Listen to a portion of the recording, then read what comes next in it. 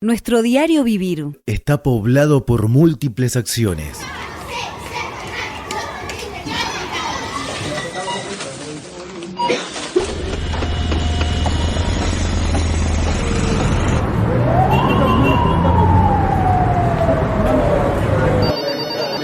Ninguna es natural. Todas contienen una explicación. En escenas de la vida cotidiana buceamos los porqués. Destejemos la trama de la construcción social. Escenas de la vida cotidiana. Nuestro espacio colectivo, en la casa común.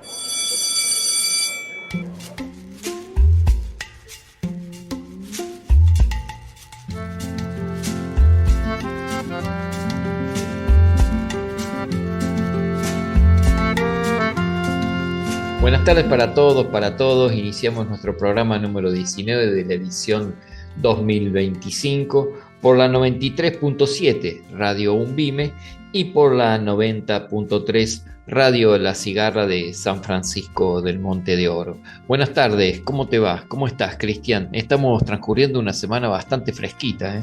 Hola Sergio, sí, ha vuelto la ola polar, vamos a tener que apechugar y transitarla. Así que aquí estamos. Un saludo, siempre por ahí me olvido en algún que otro programa, a la gente de San Francisco que nos sigue y nos escucha, y ya andaremos por allí quizás haciendo algún programa con alguien que se preste.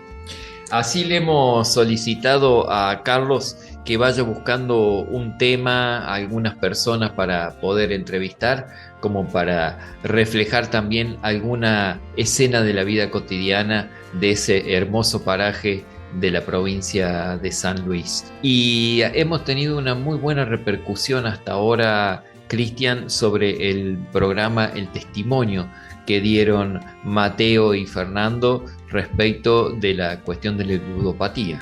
Sí, efectivamente nos da satisfacción el hecho de haber podido difundir esos testimonios y además acercarle a todas las personas que nos lo pedían oportunamente los contactos, las redes y en definitiva un grupo al cual puedan asistir para poder iniciar ese camino de 12 pasos.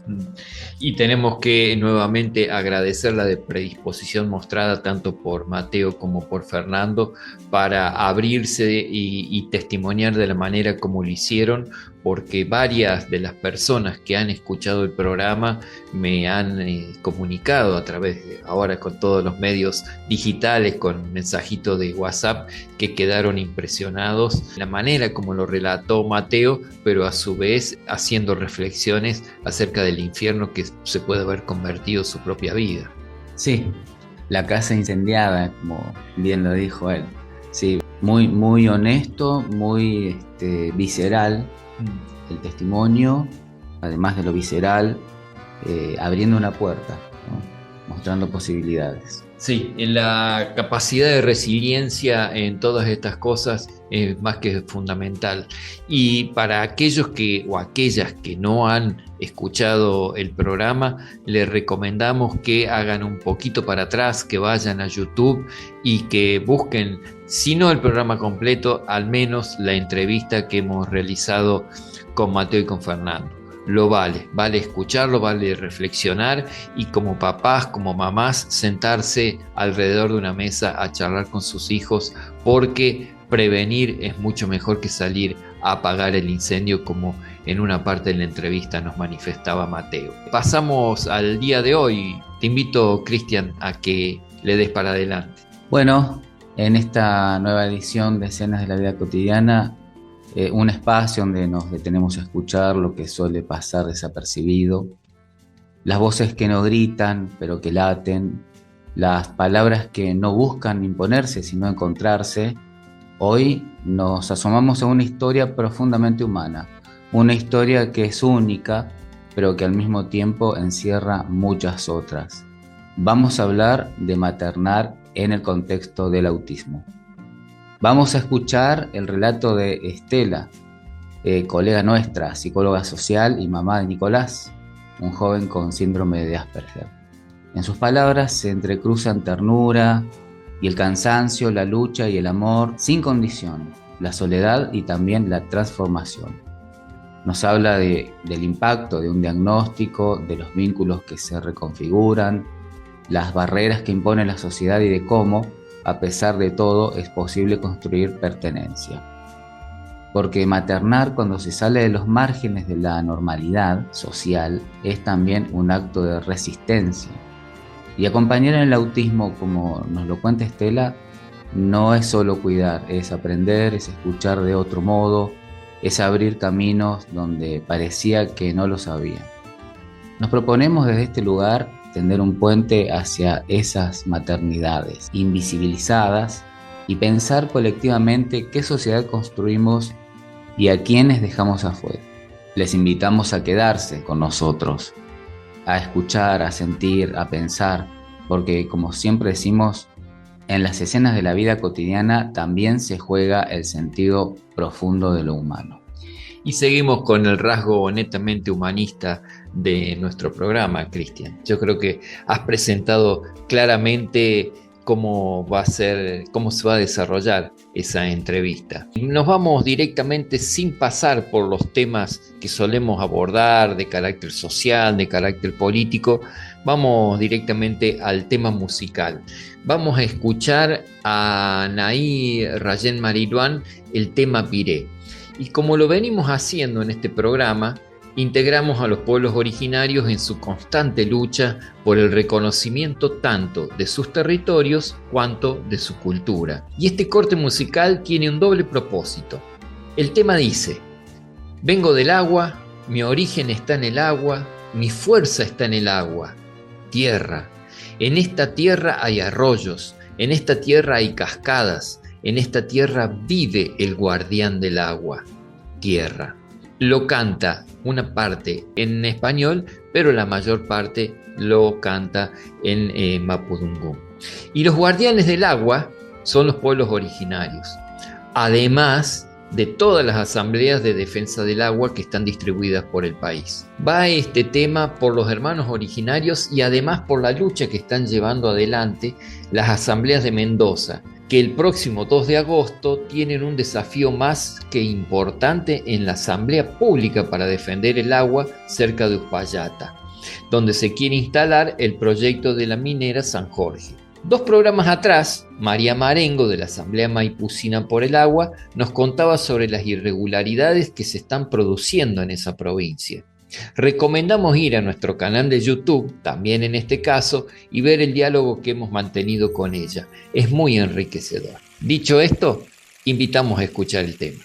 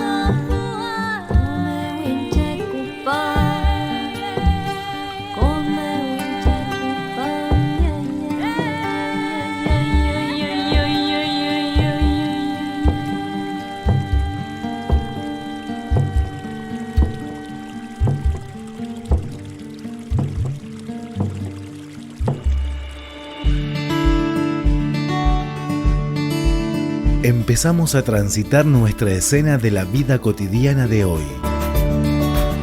Entrevista. Y aquí estamos en una segunda edición, o en una continuidad, sería más adecuado llamarlo de esa manera. En el programa número 11, María Inés Alman Bornes hizo una entrevista a María Emilia Ruiz. El tema fue maternar en discapacidad. Y de allí surgieron varias inquietudes para seguir trabajando y abordando el tema. Y seguimos buscando distintas voces y personas que estén transitando situaciones similares. Y en este caso, desde Misiones nos acompaña Estela Curuberto. Estela, además, quiero decir que es una colega, ella es psicóloga social. Así que bueno, hecha la introducción, presentate, Estela. Hola, buenas noches. No sé qué hora saldrá, pero bueno, buenas noches. Mi nombre es Estela Curuberto, vivo en Misiones, acabo de cumplir 55 años. Hace 1 año y medio me recibí de psicóloga social y antes he hecho varias otras cosas. Pero bueno, hoy sí, muy contenta de colega de Cristian. Además que la vida nos vuelve a juntar de otra forma, hemos trabajado juntos. En tema de discapacidad, no sé si llamarlo discapacidad, porque en realidad soy mamá de Nicolás, que tiene 29 años y tiene síndrome de Asperger, tiene autismo. Se considera una condición, no una discapacidad. Pero los que pasamos por esto sabemos que es una discapacidad cuando no ingresa dentro de lo que son las normalidades preestablecidas por la sociedad. Entonces, el que sale del circuito, del contexto, de la normalidad, entre comillas, deja de pertenecer y realmente está en los márgenes sociales, con Bien. muchas carencias, con muchas cuestiones que hay que mejorar y que hay que aprender a ver a un otro. Creo que ahí está la cuestión. Por ahí decirlo desde un lugar que un psicólogo social lo entiende perfecto y es la parte, pero bueno, falta bastante por recorrer para que podamos realmente poder tener esa cuestión de emparejarnos con un montón de grupos. La discapacidad lamentablemente está olvidada. Contanos un poquito cómo fue empezar a ver a ese otro teniendo en cuenta este jueguito de la expectativa versus la realidad. ¿Cómo era A ver, cuando uno, esa piba que queda embarazada y tiene su bebé y ahí empieza un ¿sí? tránsito? Nicolás es mi segundo hijo, yo tengo uno más grande, que cuando yo decido tener un segundo hijo, Alejandro, que es el más grande, tenía 7 años. Yo tenía 25, Alejandro nació cuando yo tenía 18, muy madre adolescente. Todo lo que uno proyecta hacia un niño, además teniendo un niño, siendo mamá ya, cuando uno se encuentra con la palabra diagnóstico, es tremendo, es un shock muy, muy fuerte. Lo primero que aparece es la negación, la ira, el odio, o sea, estos médicos, este tipo no sabe nada, hay que buscar otra opinión. No obstante, bueno, cuando uno sale de una emergencia, que fue como me enteré, que fuimos por otra cosa, una cosa de bebé, Nico tenía 2 años y medio, y nunca se me había cruzado por la mente. O sea, si bien él tiene esta condición, para mí no encuadraba, y además estamos hablando de hace 20 largos años atrás, no era común. Hoy en día sí es común la condición del autismo. En ese momento no. En ese momento la estadística daba 1 cada 10.000. Hoy es 1 cada 66. O sea, caramba.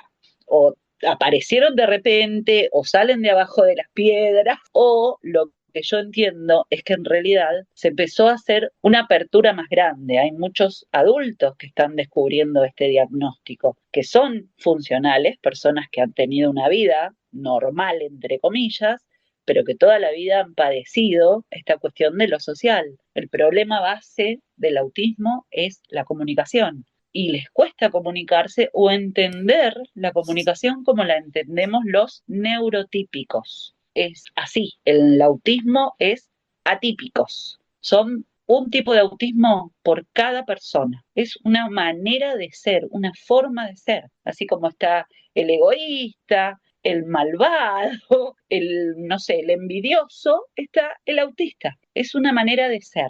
No quiere decir que no pueden hacer un montón de cosas, pero esa condición hace que les cueste mucho comunicarse y entender la estructura social. Y estos manejos que tenemos, no comprenden muy bien el sarcasmo, el chiste, la mentira, y son personas con las que hemos compartido un montón de cosas durante mucha vida y por ahí recién ahora entienden cuál fue su problemática eterna. Pero como eran funcionales, nunca se detectó. Pero bueno, hoy en día, lamentablemente, la estadística tira muchísimas personas con autismo, muchas más de las esperadas. Me resultó muy interesante esto que arrojas, sería desestructurar un paradigma respecto a la salud, ¿no? Generalmente la salud es como que separa, ¿viste? Los que están sanos para un lado, La pandemia, además, tiró muchísimo más número subiendo las estadísticas, porque precisamente la situación de encierro, que para muchos ya sabíamos que iba a ser caótica,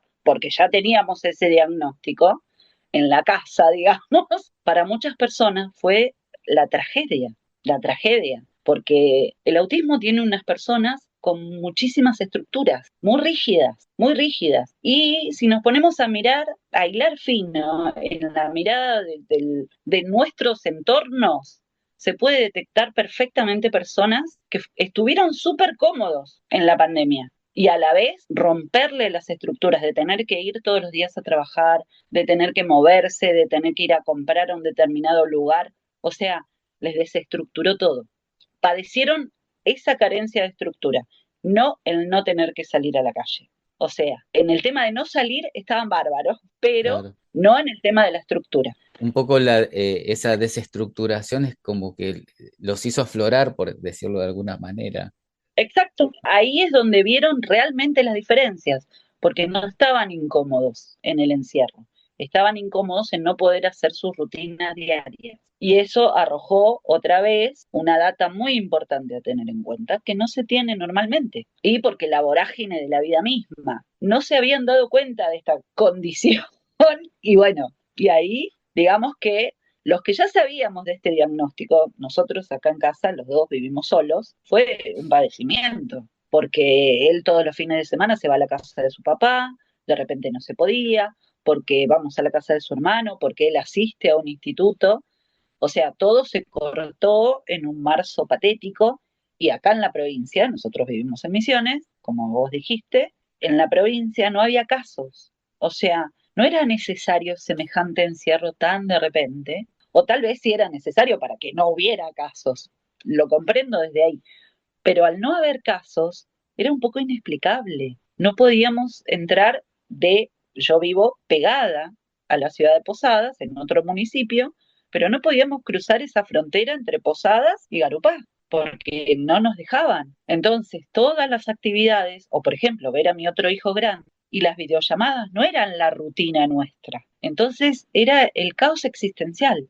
No había nada para hacer, no se podía ir a comprar, que nosotros, bueno, fue bastante bueno en ese momento, al principio, digamos, cuando empezó a ser un problema para todas las personas con autismo, el permiso de poder salir a unas cuadras, porque realmente era tremendo. Entonces era ir hasta el almacén, hacer un mandado, sabiendo que no había casos, que no teníamos un riesgo firme, digamos. Por tu relato se nota, además de tener la sapiencia que te da la experiencia, ¿no? También sos Mm. una tipa bien instrumentada desde lo teórico. Y soy analítica, eso, eso soy se- analítica. Pero a mí Bueno, me interesaría es que vos supiste el diagnóstico de Nico y el paso siguiente, ¿cuál fue? Ya habiendo superado la etapa que mencionaste de negación y tal. el paso siguiente fue encontrar un espacio. Costó mucho, nos costó a todos, no solo a mí, o sea, a mi hijo más grande, que tenía una expectativa muy enorme de tener un hermano, porque había sido hijo único 8 años. Fue tremendo. Fue aprender todos, papá, mamá y hermano, a esta nueva realidad. Y los demás, abuelos, tíos, primos, o sea, todas esas personas que teníamos proyectadas un niño, un niño común y corriente, con toda la problemática que ya habíamos pasado con su hermano, seguramente. Problemática normal del jardín de infante, de la caída, de un golpe, de una fractura porque se cayó de un árbol, o sea, cosas normales, no esto. Y era el peregrinaje, acá en la provincia no había mucho, a ver, para hacer una tomografía o para una interconsulta, todo eso había que ir lejos o pagar muy caro, cosa que tampoco podíamos hacerlo porque no teníamos un nivel económico posible para ese tipo de estudios, tomografía, electros a cada rato, precisamente para desestimar otro tipo de cosas.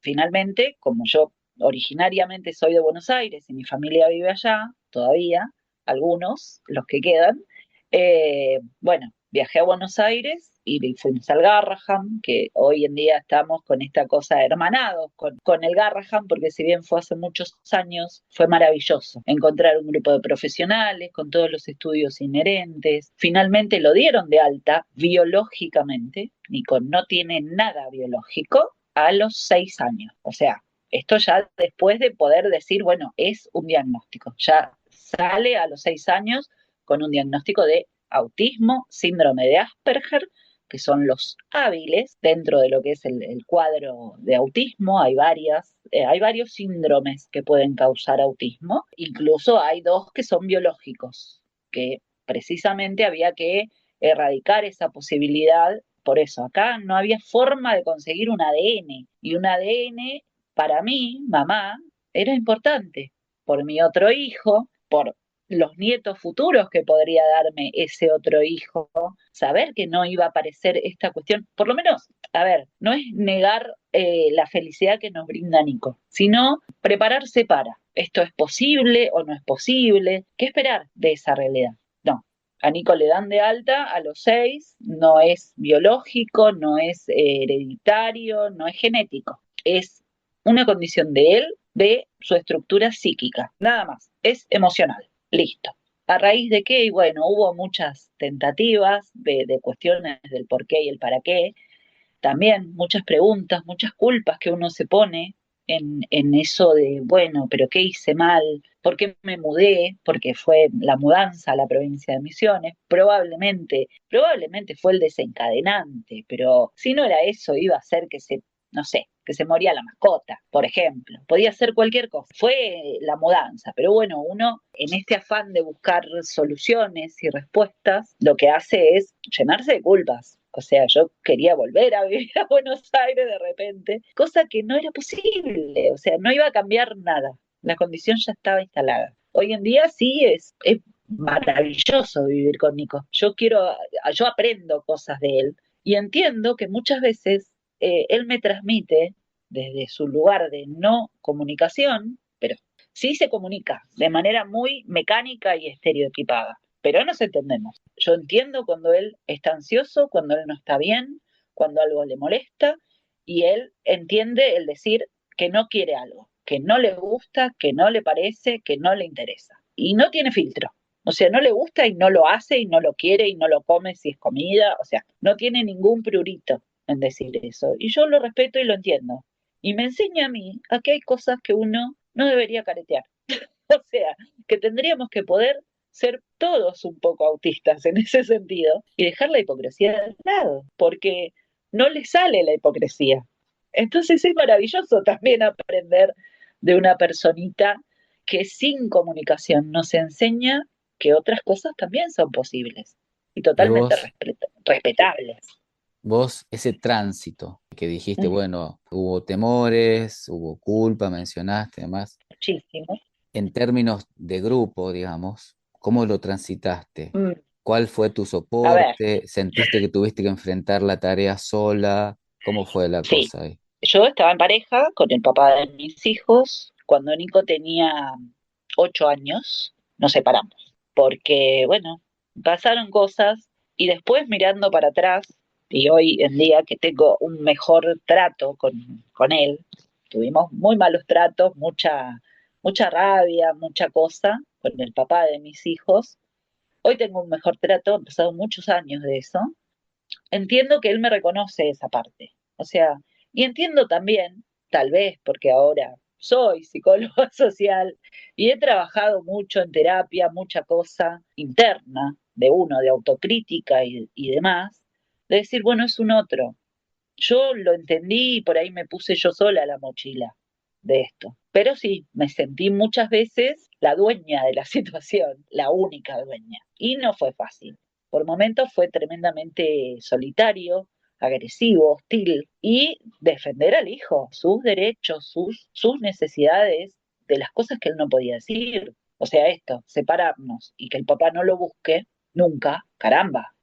No, porque no es solamente tu derecho de papá de ver a tu hijo o el mío de tener mi tiempo una vez por semana un rato, sino que es el derecho de él, que no te lo reclama. Entonces era voz y vocera, las dos cosas en una, diciéndole, tenés que tener en cuenta que él también quiere verte. Y que, aunque no te lo diga, te extraña, y aunque no te lo diga, quiere estar con vos y tiene derecho a eso. Más allá de tu derecho a tu tiempo y espacio, al mío está el de él prioritariamente, y así con varias cosas, alimentos, tiempo juntos. Bueno, con el pasar de los años se fue puliendo la cuestión, pero pasaron momentos bastante difíciles en los que sí, estábamos primero solos los tres, mi otro hijo, Nico y yo, y después, bueno, mi otro hijo formó pareja, familia, quien soy abuela, y era esto, ¿no? De buscar esa cuestión. Después de ser abuela, mi nieto tiene que incorporar un tío desde siempre, que también es la normalidad de mi nieto, su tío.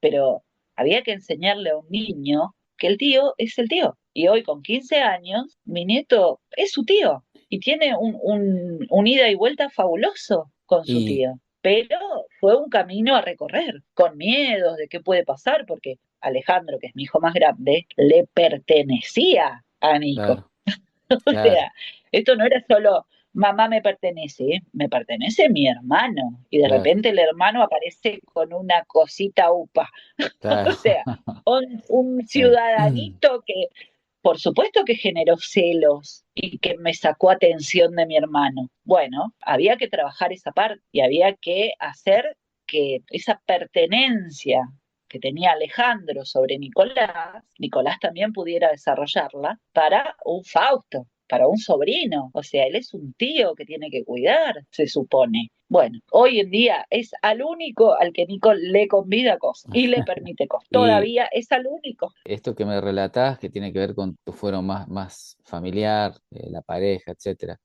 Y respecto a lo institucional, ¿cómo fue Lo ese camino? institucional, fue largo, arduo. A ver, hay dos cosas que quiero destacar. Primero, la cuestión médica. Como dijimos más temprano, el autismo es una condición. No está considerado discapacidad, pero lo es. Saca a la gente de esa estructura social del normal. Con lo cual, cuando uno asiste a un neurólogo, por ejemplo, un neurólogo infantil, que finalmente conseguí uno que pudiera atender a Nico cuando tenía 8 años casi, bueno, 7 en realidad, porque lo rescatamos del Garraham. Que allá vinimos sabiendo que había uno graduado que estaba por instalarse acá.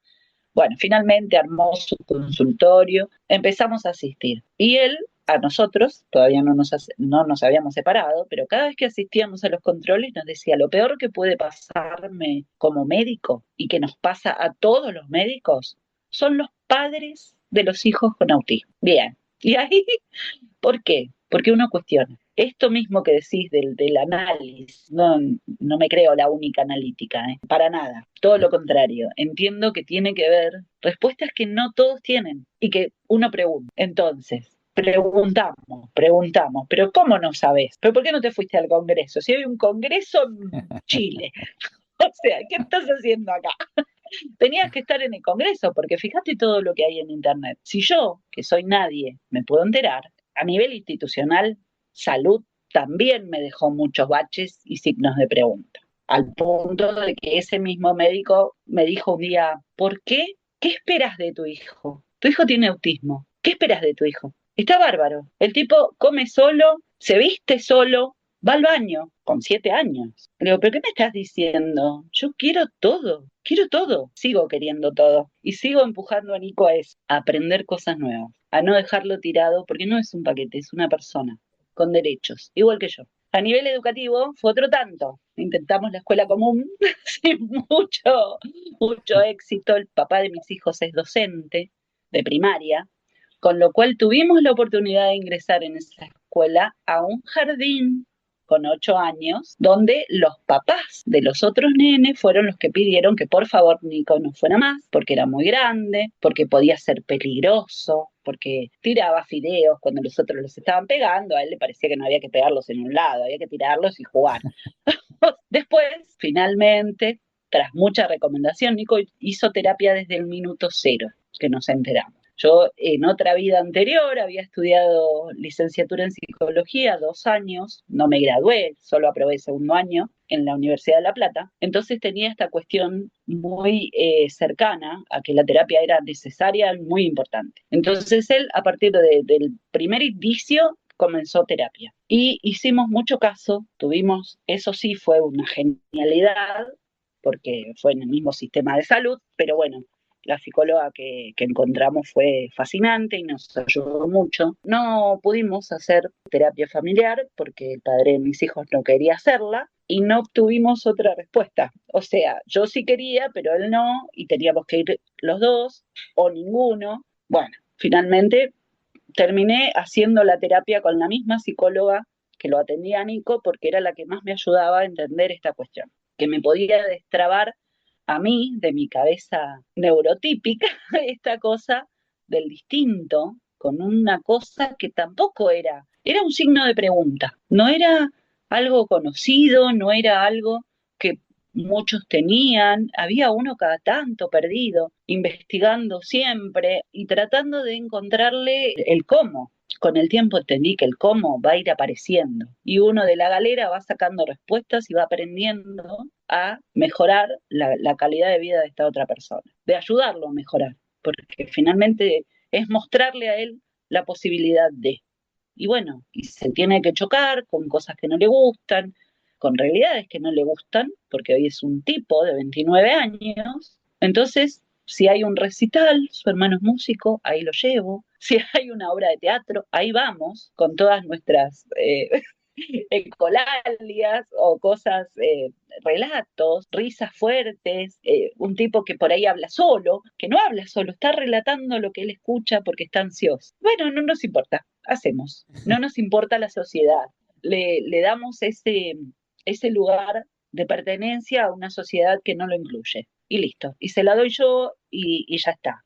Con la escuela lo que nos pasó fue que no había un lugar especializado en autismo acá en la provincia. Yo me mudé un año, en el 2008, a Buenos Aires y allá encontré una. Y ahí sí asistió un año a una escuela especializada en autismo, donde toda la medicación que él había estado tomando, desde los 8 hasta los 10, por este neurólogo, bueno, se la sacaron porque no era necesario, porque él nunca fue violento. Sí puede ser en una crisis quintuplica la fuerza y es grandote, o sea, vos no sé si te acordás, es bastante enorme. Mi hijo tiene 1,80 Un con oso. 90 kilitos. Entonces, el tipo puede intimidar, pero es un dulce de leche.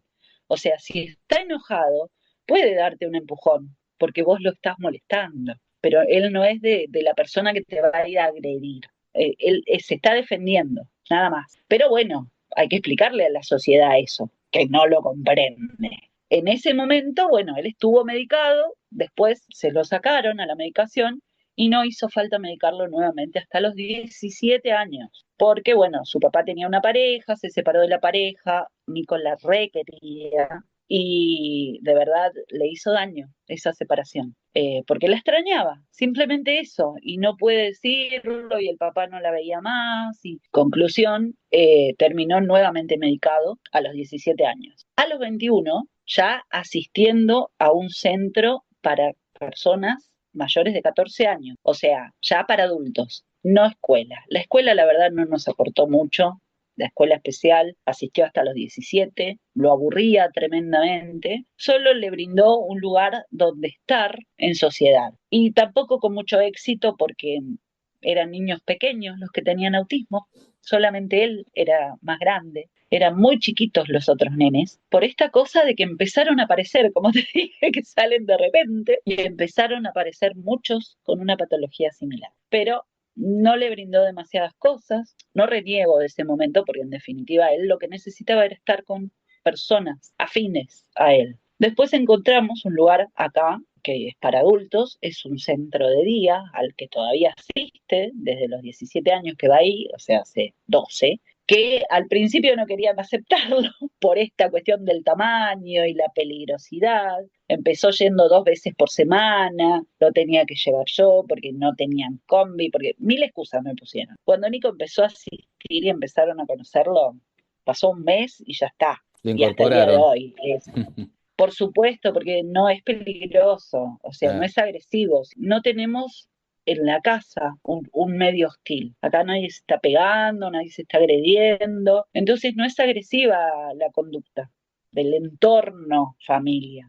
y Entonces, eso es importantísimo. Son un reflejo de lo que somos y hacemos los demás. Creo que en la discapacidad en general, como en la sociedad en general, los niños son un producto de lo que viven. Entonces, si generamos un medio hostil dentro de la casa, o somos agresivos o los tratamos mal, van a van a ser hacer lo mismo agresivos. afuera. Más temprano me decías que querías hacer un taller para padres. Sí, Contá un poquito la idea en ese mismo. y después cuando ya lo tengas más cuajada, avisa y nosotros te volvemos a hacer una entrevista y le damos difusión. Por supuesto. Yo hice talleres, no los dicté yo, Ujú, pero sí fui parte, en esa escuela en Berazategui. Ahí ujú. hacían, y ahí fue la idea, que en realidad no era un taller para padres, eran reuniones semanales, donde los papás que asistíamos, que siempre éramos mamás, también es otra cuestión, lo de maternar en discapacidad lo entendí fácilmente porque la mayoría somos las mamás. Hay contados con los dedos los papás que se involucran. Van a los actos, pero los que viven, y por lo general no conozco una persona con autismo que tenga a los padres juntos. Ninguno. Es pesado, deduzco, para la otra parte, llevar esta convivencia.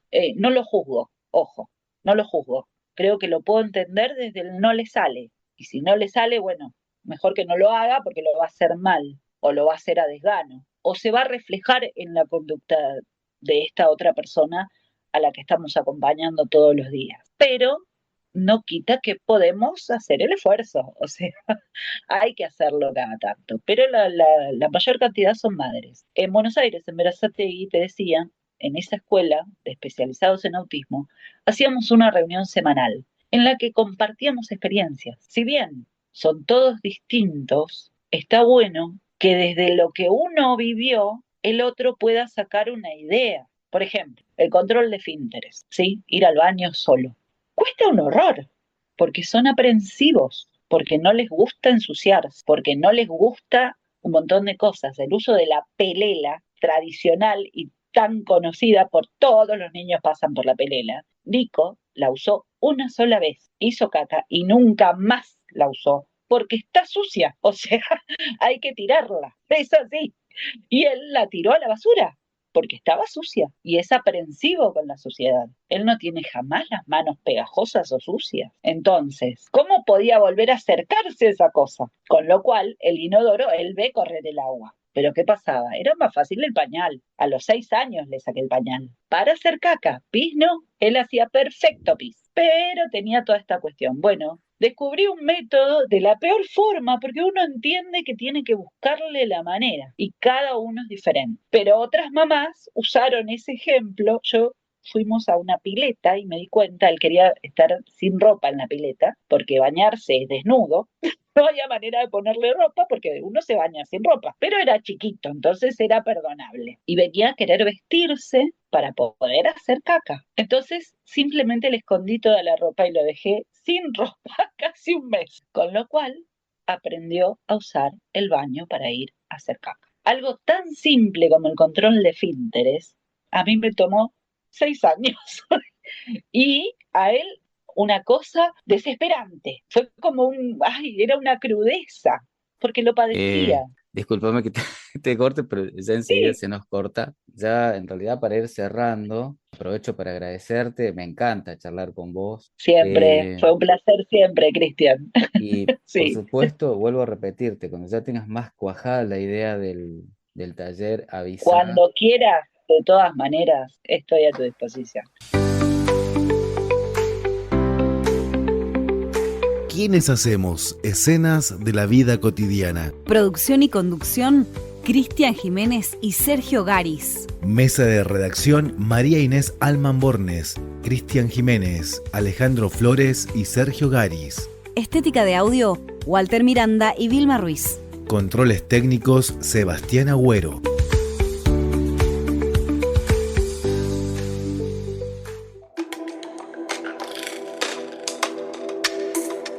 Nuestro análisis psicosocial.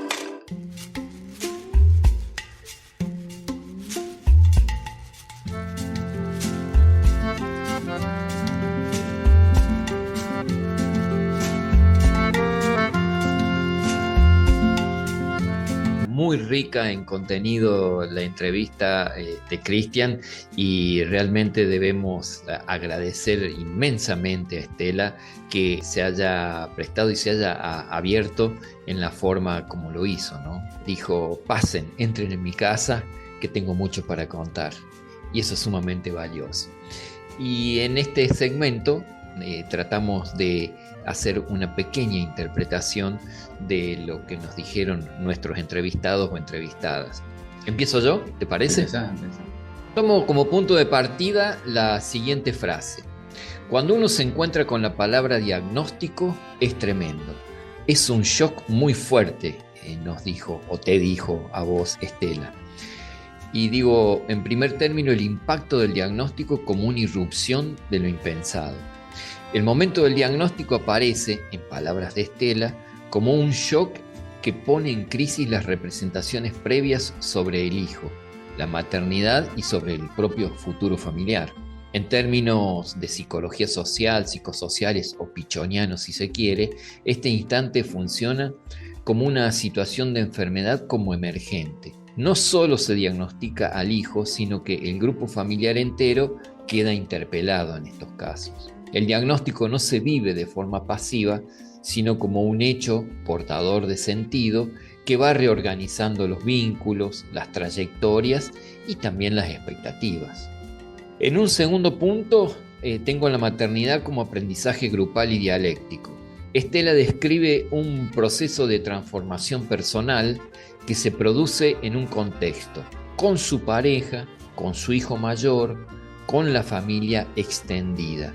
Y este aprendizaje no se da de manera lineal, sino en forma espiralada, como nosotros tenemos advertido a través de nuestro aprendizaje en psicología social, donde tiene avances y tiene retrocesos. Es un claro ejemplo del grupo como una unidad de análisis. En un tercer punto, nos permite hablar de la soledad de la madre y de la escisión del vínculo parental. El testimonio de Estela revela un patrón muy frecuente en la vivencia de muchas madres: el quedarse solas ante la crianza. Estela no lo presenta como un reproche, sino como una constatación de hecho, ¿no es cierto? Y esta escisión del vínculo parental es también un emergente social. ¿Y es emergente de qué se trata? De la sobrecarga femenina en las tareas de cuidado. El lugar asignado a las mujeres como sostenedoras afectivas y organizadoras de lo cotidiano. Y fíjate vos que en este espacio de análisis resulta útil y también es imprescindible ligar la situación de Estela con la de Emilia Ruiz, a quien tuvimos como entrevistada en el programa Maternal en Discapacidad.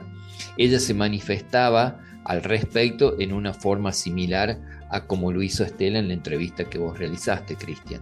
Después, en un cuarto punto que tenemos que considerar son las condiciones materiales entre la exclusión y la lucha por los derechos. La exclusión del sistema de salud, la dificultad de acceso a los tratamientos y diagnósticos, de los que dio una pormenorizada cuenta de idas, venidas entre Misiones, Buenos Aires, el esfuerzo económico, marcan una frontera concreta.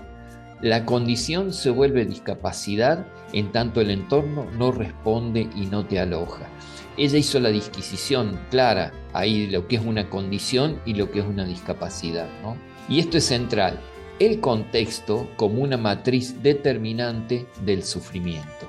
Y la lucha de Estela por asegurar los derechos, las terapias, los espacios, nos habla de una praxis transformadora. Es la praxis del oprimido que, lejos de resignarse, confronta con el orden establecido. Es claramente una forma de resistencia creativa frente a ¿qué? Frente a la exclusión. Un punto 6 que estuve analizando es la terapia como instancia de una revisión del propio ECRO. Y en esto me remití un poco, esta semana estuve leyendo el apunte famoso de ECRO que escribió Ana Quiroga ya por los años 80, calza justo para esta situación. Es una parte especialmente valiosa del testimonio cuando Estela reconoce que ella también necesitaba terapia, no solo para aguantar, sino para modificar la lectura de lo diferente, su propio ECRO, su manera de mirar y nombrar al mundo. Esto es un gesto de autocrítica y de humildad. Mi cabeza neurotípica tenía que destrabarse. Poco de eso manifestó, ¿no? No sé si específicamente lo dijo de esa manera, pero hizo alusión a eso. Y por último, el lazo social como una deuda y como posibilidad. El lugar de la sociedad, ausente, excluyente, hostil, aparece con fuerza en el relato de Estela. Pero no se queda ahí. El relato muestra cómo, a pesar de la deuda estructural, se gestan experiencias colectivas, talleres, redes, los espacios de intercambio entre las madres que ella comenta tan pormenorizadamente. Y hay una frase hacia el final que resume e integra nuestro espacio de intervención psicosocial. Ella dice: los niños son un producto de lo que viven. Si generamos un medio hostil dentro de la casa, vas a ver lo mismo afuera. Es decir, lo social determina las conductas individuales. Me quedo con eso. Muy completo, como siempre, Sergio. Yo voy a hablar de algunas resonancias. Primero, esto que vos también marcaste, que es esa cuestión de ponerse en tarea. El hecho de decir, bueno, superado ese momento del diagnóstico, empezar a transitar todo un proceso de acompañamiento y de aprendizaje a la vez. Es muy interesante porque en todo el diálogo, prácticamente, si quisiera, Estela te podría dar una clase, digamos, donde lo que más resalta es toda su expertise a partir de la experiencia. Uno de los puntos en común, recordando a Emilia Ruiz, es esto de que yo recuerdo que Emilia Ruiz en su momento decía: yo tampoco sabía, y Estela tampoco sabía, se tuvieron que poner a aprender, haciendo un poquito eco y pensando en lo institucional, en los colegios y demás, donde es muy, a uno como docente, lo primero que lo aborda es justamente eso, la ignorancia respecto de una situación, el no saber, pero que eso no sea un motivo de no aprender, ¿no? No sabemos, pero podemos aprender. O sea, todos nos podemos poner a aprender en un momento, y eso tiene que ver, lo enlazo con lo que vos decías, de ese acompañamiento desde el colectivo al maternaje. Claramente la función materna la cumple una persona, y esa persona desde esa perspectiva no se puede reemplazar, pero sí podemos acompañar, sí podemos estar ahí, sí podemos ser útiles y dejar de lado la observación pasiva y el comentario compungido de la pena y demás, ¿verdad? No quería dejar pasar el hecho de que ella destacó, hizo un toque sobre el Garrahan, ¿no? Sí. Y la importancia del Garrahan y cómo les hizo su aporte en su camino. Lo pensé y se me escapó. Si querés extendete sobre eso, porque realmente en este momento, en el contexto en el que estamos, me parece sumamente valioso. Sí, reafirmar esa función social del Hospital Garrahan, y por supuesto desde nuestro humilde rincón somos solidarios con esos trabajadores, donde no es que podrían haberse dedicados a estudiar efectos especiales y ganaban más. Hay una cuestión de vocación y hay una cuestión de servicio en el ponerse a estudiar, en hacer las prácticas o simplemente ir a trabajar ahí, porque calculo yo que cuando te postulás para laborar en el Garrahan ya sabes de qué vas. Así que bueno, nuestro apoyo, nuestra solidaridad con todos los trabajadores del Garrahan y ser conscientes de que no lo podemos perder, lo tenemos que proteger. Te hago una pregunta porque mientras ibas relatando. En el caso de Estela, ¿vos observaste o te dijo explícitamente cuánto le sirvió la psicología social dentro de este proceso de aprendizaje para el tratamiento de Nico? Nico, ¿no? Sí, Nico. Sí, lo dijo un poco en retrospectiva. Porque ¿no? si bien el análisis general está comprendido dentro de, pero cuánto de los elementos que le proporcionó esa psicología social le han podido servir para desmenuzar un poco la trama de vida. Si bien no fue muy específica, ¿no?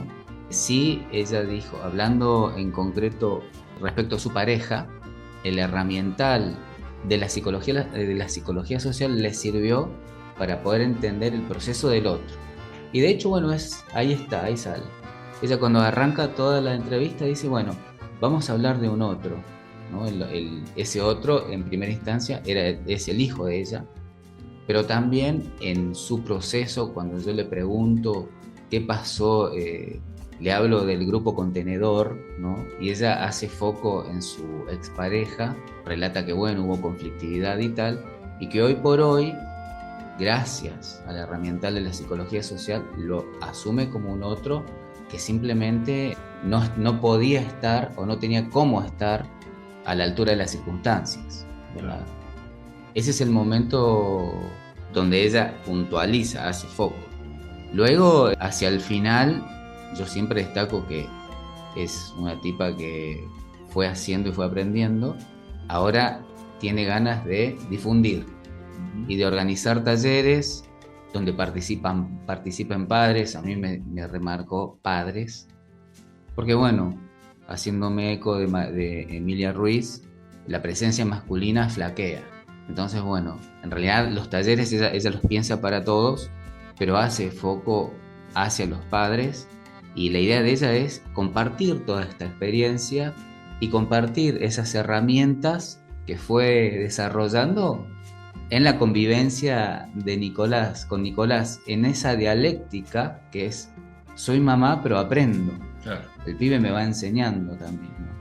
Es una cuestión de aprendizaje netamente experiencial en ese caso. Y me pareció también muy interesante y lo destaco, y creo que para la semana que viene voy a ver si me comprometo a preparar algo, porque vi varias similitudes entre lo de Emilia Ruiz y lo de Estela.